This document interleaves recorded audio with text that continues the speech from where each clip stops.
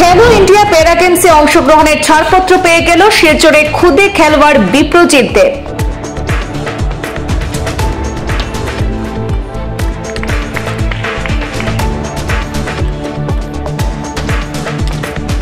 National প্যারা table tennis championship থেকে বিদায় নিল শিলচরে খুদে খেলোয়াড় বিপ্রজিৎ দেব। প্রতিযোগিতায় কোয়ার্টার ফাইনালে হেরে যায় বিপ্রজিৎ। গত 28 নভেম্বর তথা শুক্রবার ইন্দোরের অভয় প্রসালে আয়োজিত সেই ম্যাচে প্রি কোয়ার্টার ফাইনাল ম্যাচে উত্তরপ্রদেশের দেবেশ কুমার শ্রীবাস্তবকে পরাজিত করে বিপ্রজিৎ। তবে শেষ 8-এ হরিয়ানার জগন্নাথ মুখার্জির কাছে 3-1 ব্যবধানে হেরে যায় বিপ্রজিৎ।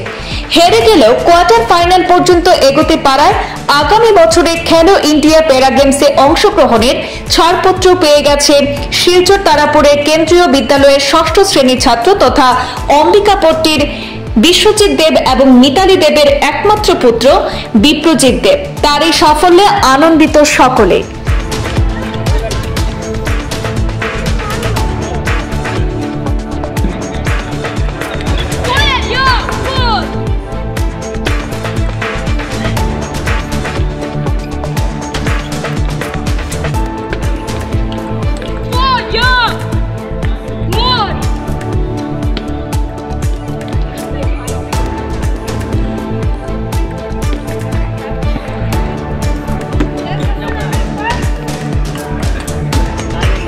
Yeah.